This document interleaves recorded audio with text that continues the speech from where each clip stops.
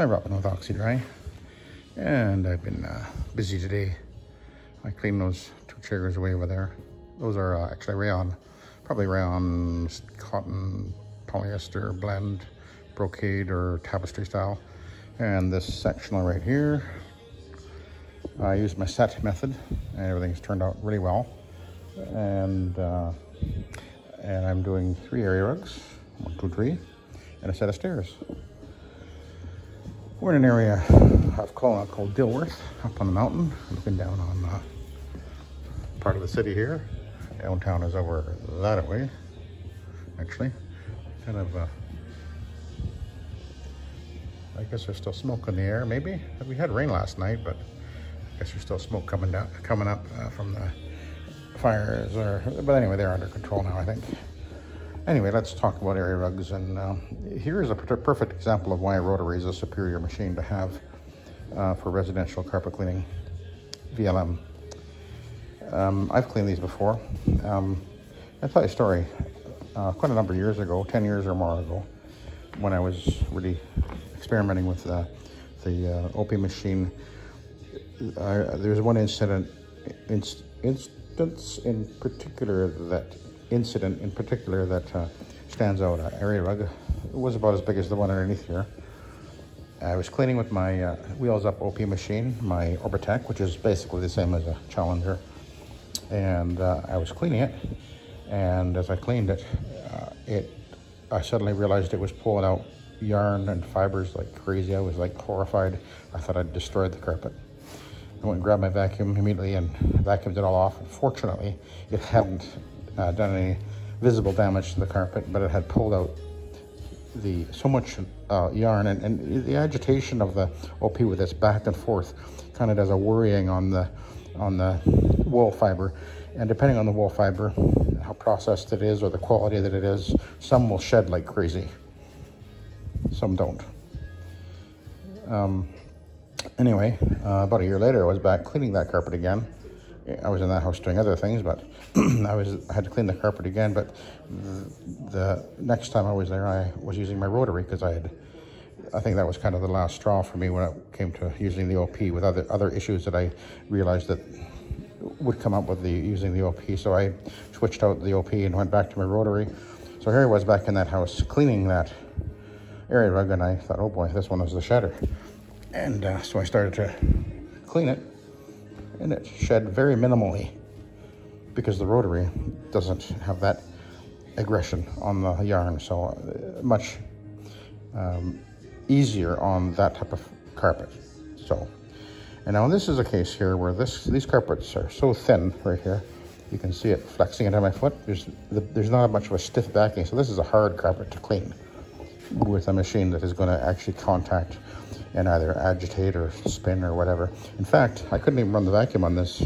It was balling up and sucking up into the brush roll, even on the low power setting. This one is slightly better, but it is a problem. I actually went and got my Shark, and the Shark was able to do it okay. But anyway, so we're going to try and clean this area rug. Let me show you how I do it. I've got a white fiber pad underneath there. It's been broken in. It's not a brand new one. When they're brand new, they have more bite, but this one is well used, and but it still has great agitation. But the white ones are the least aggressive on a carpet, and that's why I'm choosing it. Plus, they actually clean the wool fiber very, very well. There's no concern about the white fiber pads on wool. And I also have a glider underneath them. I'll show you when I continue on here. But I did spray it a little bit with a light mist of Omega Citrus, but there's my normal Nanomax in here. And what you're cleaning with, it doesn't affect, or won't have any, it's neither pro nor con as far as the carpet bunching up or whatever. But anyway, here we go. You can see it actually is making it move a little bit. Now this would be probably impossible to do on a smooth floor, but I was able to put it on the rug, which I'm going to do, and so it sort of holds it in place a little bit better. But you can see I'm able to move the machine pretty well, but you can see there's a loose ripple moving up ahead of me as I move forward.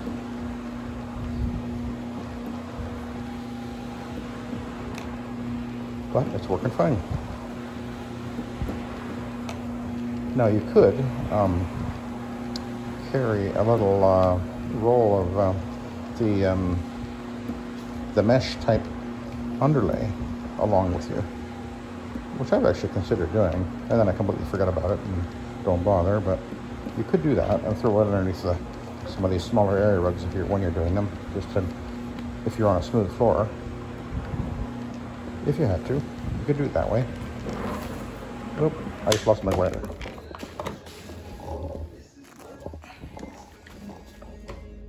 Oh, put it back. There's the glider.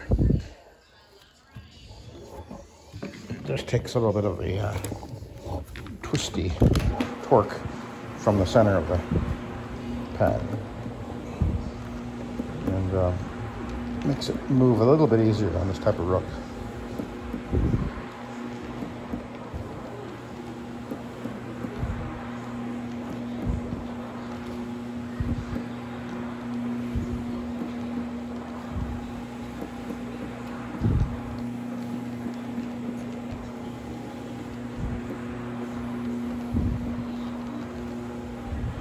I could use my brush. I have a soft bristle brush, and that would have worked as well, but it wouldn't. I don't think it would have worked quite as well on this particular carpet. That's my thinking, anyway.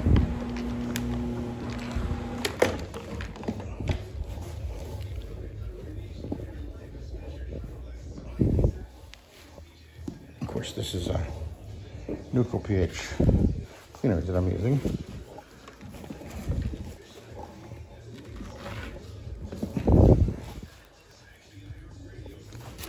I might as well continue with the glider, and that's by the way, that's a two-way pad.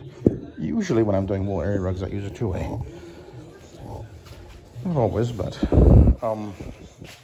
they have a little bit less grip on the carpet, and that's generally why I'll use them. I mean, you can use the wool as well, or the cotton ones as well, but I usually go with the two-way.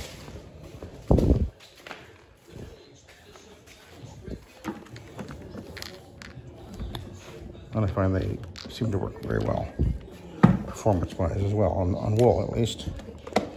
And I've got lots of them. I don't think I'll ever run out.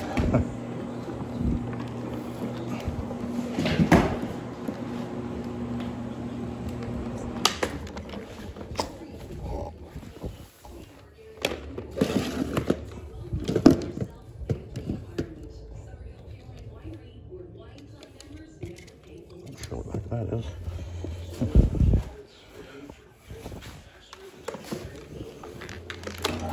We can see the rug is actually wanting to move and twist up a little bit underneath here. So I'm going to have to move it in a minute.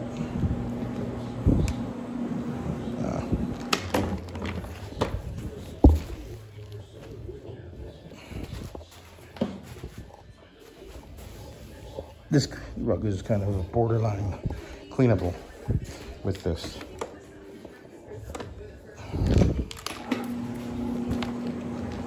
Because it is moving around so much.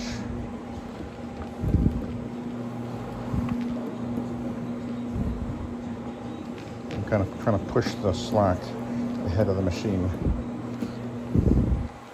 as I go.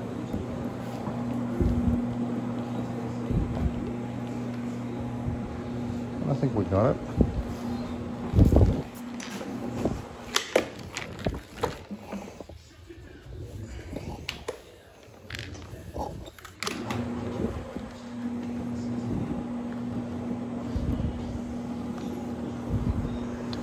We're winning. This one is a little bit easier. I've cleaned these rugs, half a dozen times over the years. This is about I'll probably been cleaning in this home for 10 years or more. So I know I can clean them. Anyway, now we just have to do the one underneath here. So what I'll do is I'll just get rid of these for the moment.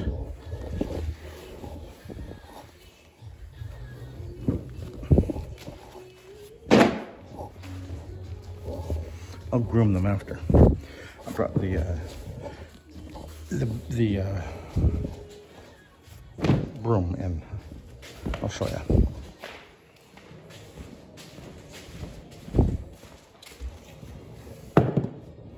That's what I will use.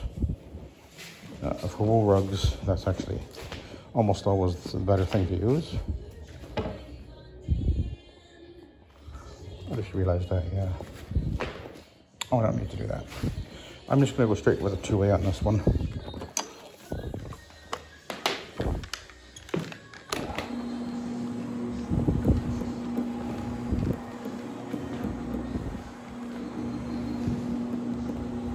Like I said, I've cleaned this carpet many times.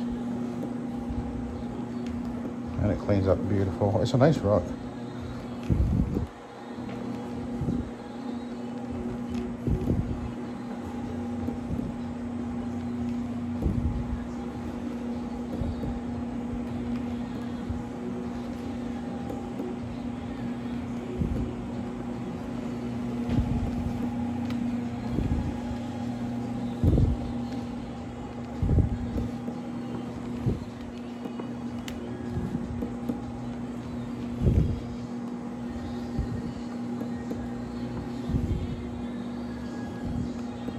I actually do a lot of area rugs, and interestingly, there is an area rug cleaning plant in town, and I've cleaned many rugs that they had cleaned, and people were not impressed. And then I come and clean it in their home, and they're like, wow, that looks way better than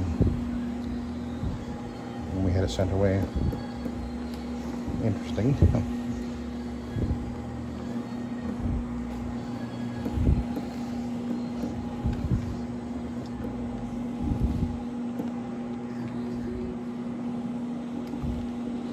Major overhead running a plant though. Between the shop and what you're paying for the, I guess, lease, and the just keeping it open, and the electricity, water, I guess, I'm not sure. I assume they'd be metered. Got to have somebody there all the time. Big commitment, and of course the equipment is. Oh, I don't know, $20,000-$30,000 maybe or something. I don't know what it is. Silly amounts, but not my thing. Actually, I have a brother who has an area rug cleaning plant.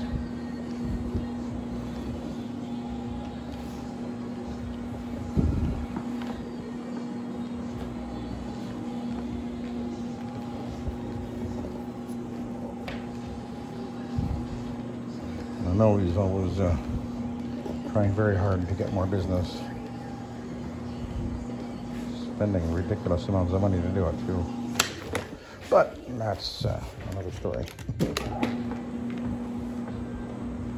So the rugs are cleaning up beautiful, so I'll always have to groom them and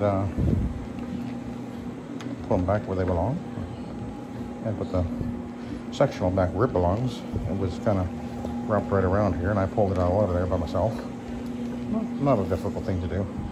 Notice, by the way, I've got those little tiny pads under the feet. Isn't that a good idea? Anyway, there you go. I'm gonna go and groom, and I got the steps to do, and I'm done. So anyway, I'll let you go. Thanks for watching, and have a good day.